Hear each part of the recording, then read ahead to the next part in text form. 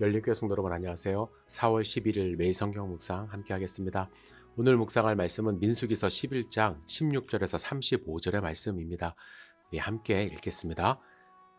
여호와께서 모세에게 이르시되 이스라엘 노인 중에 내가 알기로 백성의 장로와 지도자가 될 만한 자 70명을 모아 내게 데리고 와 회막에 이르러 거기서 너와 함께 서게 하라.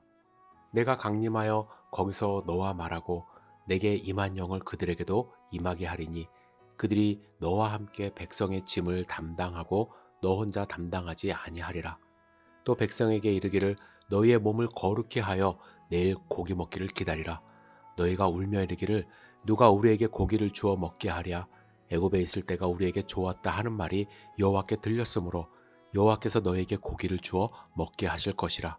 하루나 이틀이나 닷새나 열흘이나 20날만 먹을 뿐 아니라 냄새도 싫어하기까지 한 달 동안 먹게 하시리니 이는 너희가 너희 중에 계시는 여호와를 멸시하고 그 앞에서 울며 이르기를 우리가 어찌하여 애굽에서 나왔던가 함이라 하라.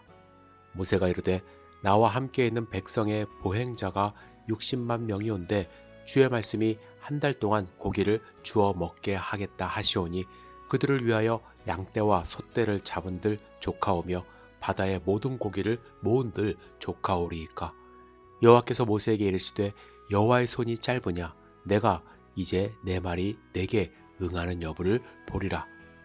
모세가 나가서 여호와의 말씀을 백성에게 알리고 백성의 장로 70인을 모아 장막에 둘러 세우매 여호와께서 구름 가운데 강림하사 모세에게 말씀하시고 그에게 임한 영을 70 장로에게도 임하게 하시니 영이 임하신 때에 그들이 예언을 하다가 다시는 하지 아니하였더라.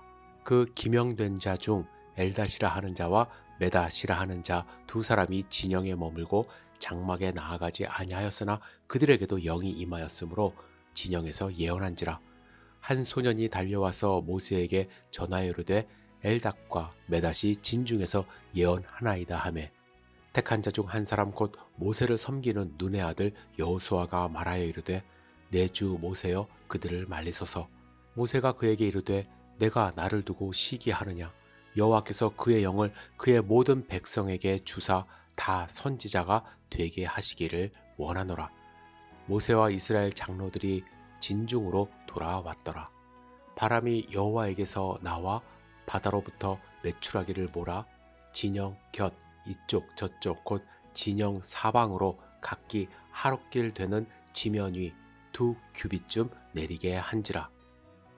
백성이 일어나 그날 종일 종야와 그 이튿날 종일토록 메추라기를 모으니 적게 모은 자도 10호멜이라.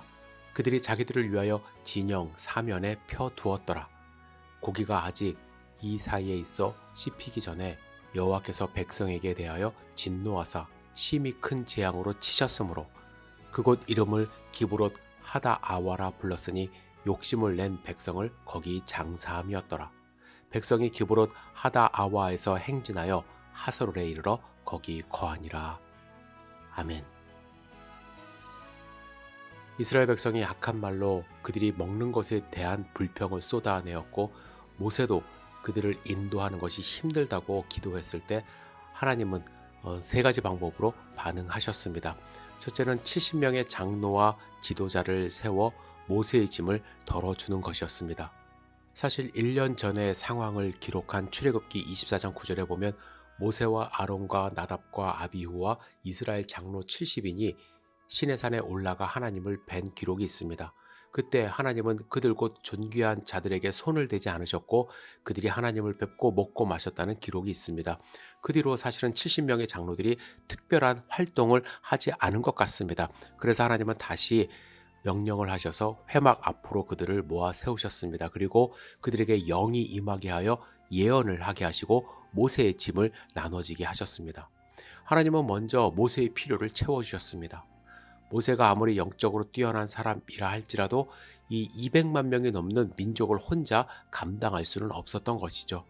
하나님은 백성의 배를 채우는 것보다 모세에게 동력자를 세워주시는 것이 우선이라 판단하시고 70인의 장로를 세워 그들에게 동일한 영을 부어주셨던 것입니다.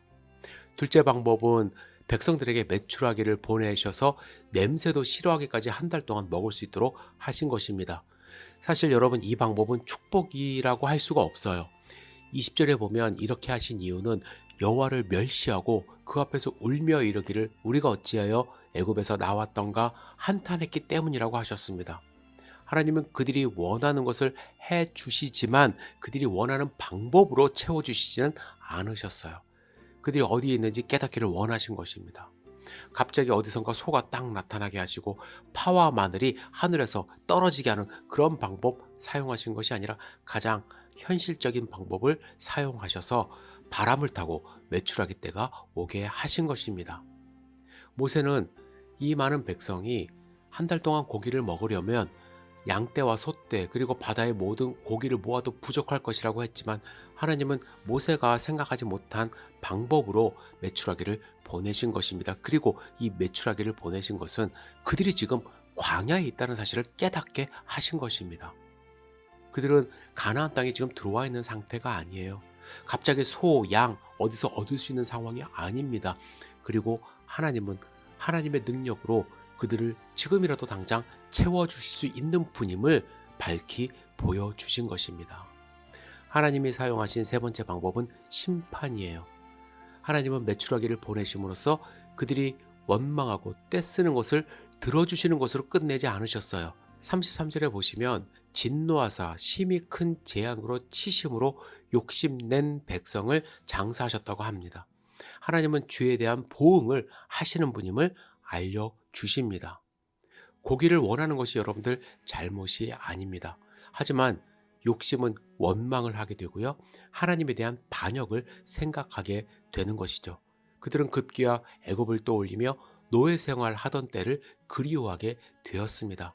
하나님은 그들이 떼쓰는 것 그 자체가 미워서 심판한 것이 아니라 그들의 죄에 대한 보응을 받게 하신 것입니다. 죄는 반드시 보응이 따르게 됨을 보여주신 것이에요. 오늘 본문 말씀을 묵상하며 저는 인격적인 하나님에 대해서 다시 한번 생각해 봅니다.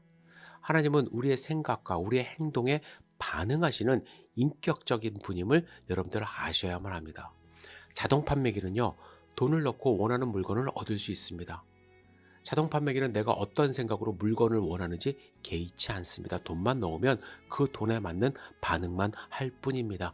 하지만 하나님은 그런 기계 같은 분이 아니라는 거예요.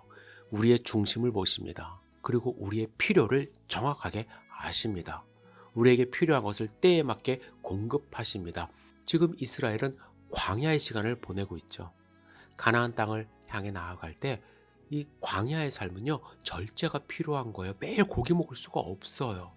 오히려 그 시간은 하나님과 더 깊은 교제가 필요한 그러한 공간임을 그들이 깨달아야 했던 것입니다. 광야는 그런 곳이에요. 그런데 우리도 지금 광야와 같은 삶을 살고 있습니다. 지금 우리는 떼쓸 때가 아니라 하나님과 교제할 때이고 절제할 때임을 우리가 발견을 해야만 합니다. 여러분, 광야의 삶 하나님과 함께하고 계십니까? 기도하겠습니다. 전능하신 주님, 주님의 음성을 듣는 삶을 살기를 원합니다. 떼쓰는 그러한 이스라엘 백성처럼 되지 않도록 보호하여 주시옵소서. 하나님의 공급하심에 감사하며 만나를 부어주시고 말씀으로 공급하시는 하나님의 그 손길을 경험할 수 있도록 인도하여 주시옵소서. 예수님의 이름으로 기도드렸사옵나이다. 아멘.